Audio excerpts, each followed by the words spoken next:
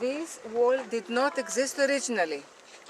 So, there used to be two flights of steps now behind the wall, facing each other, that were leading down the bottom for cleaning purposes. This water reservoir was inside all covered with a kind of a plaster to make it waterproof. It was covered above to keep the water clean. It was collecting the rainwater in it through pipes. You can still see the stone pipes over there. The stone pipes connected with the roofs of the buildings behind are the older ones of the archaic era. Later on, they used clay pipes. Clay pipes are further down there behind you, on the wall. This was collecting the rainwater in it through the pipes that were connected with the roofs of the buildings behind, and it could collect. Some more of these people are with us, aren't they?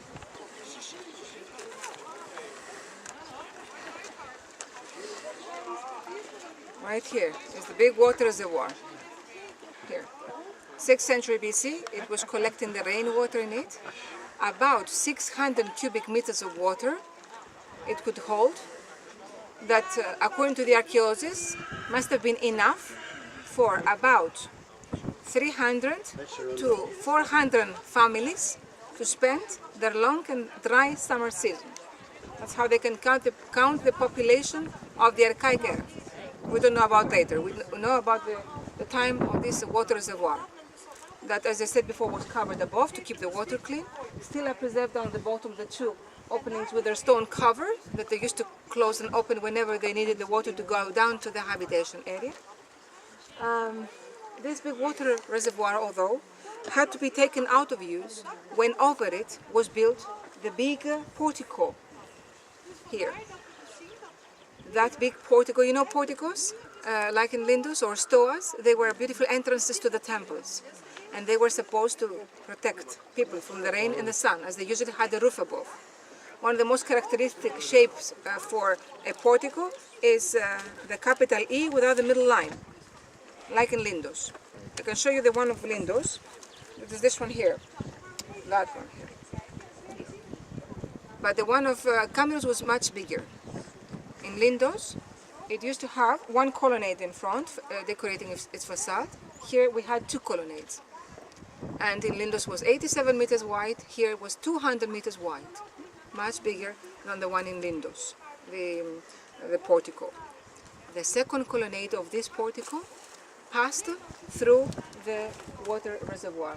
This is the base for the second colonnade of the big portico, of a capital E without the middle line, or a very wide Greek P, like protecting, welcoming pilgrims going up to the top, to the temple.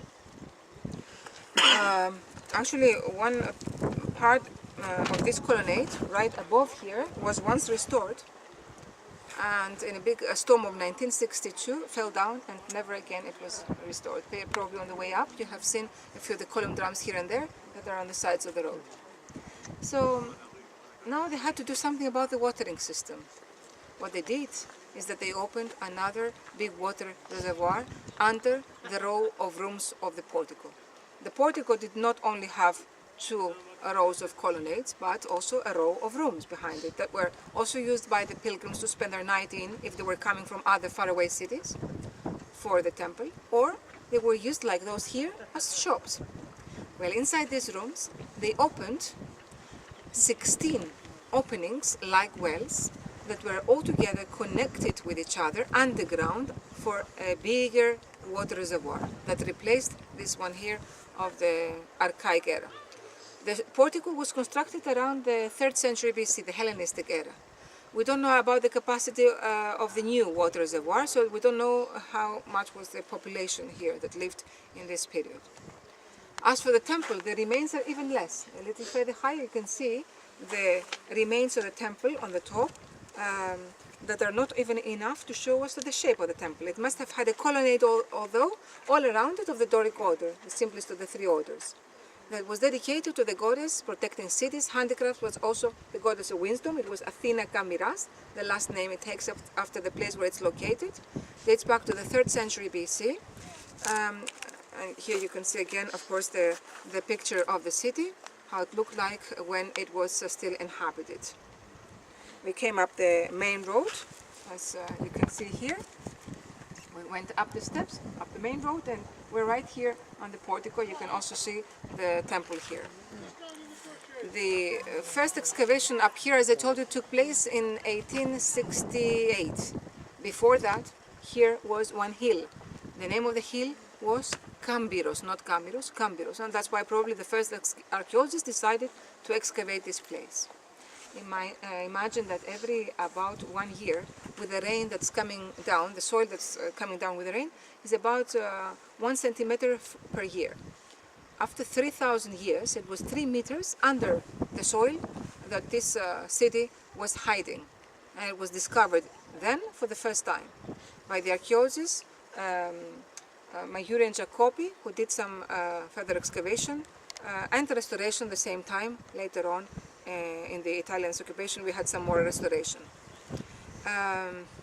Bigliotti and Salzman were the archaeologists who first excavated here, and then Mayuri and Jacobi did the restoration and excavation together the second time. So, as I told you before, we don't yet have the diaries of these works, and we don't know what was restored, what was originally found here. On the rear part of that hill, we have extensive cemeteries that were full of beautiful vases and tombstones of the archaic era.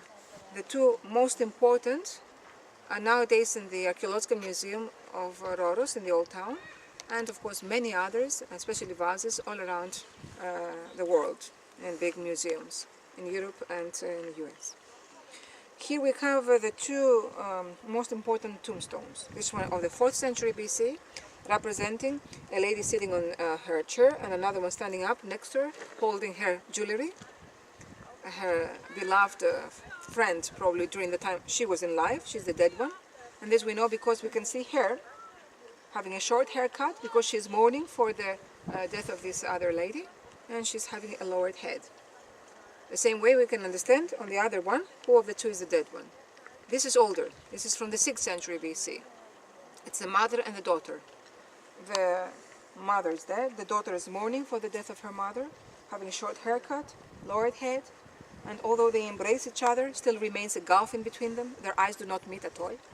And she is trying to go away. She's not of the same world anymore. And still we can see how perfectly the sculptors have managed to show us the different materials of the clothes they are wearing. The woolen Attic peplum of the mother and the silk haiton of the daughter, with the buttons still visible on her arm here. Here were also found the two kouroses. One is here. The kouros was a male statue of this period, 6th century BC, and at this time they just started giving us a movement on the statues, having one of their feet a little forward. Later on they will be more natural in their movings. Even this head was found here of the 6th century with a curled hair styling according to the fashion of these times. And the very famous Ficellura type vases were found here. We saw them in the morning as copies in the ceramic, with those characteristic semicircular lines, the partages and stylized tulips on the bottom. We were called Ficellura type after the name of the location where they were found by the archaeologists. And some more are here. Well, that's what I had to tell you about Kameiros. If you want to see a nice view, you can walk around here, the rear part of that single tree over there. Only please be very careful. The roots of the trees are coming out and they can be dangerous if you don't look where you step.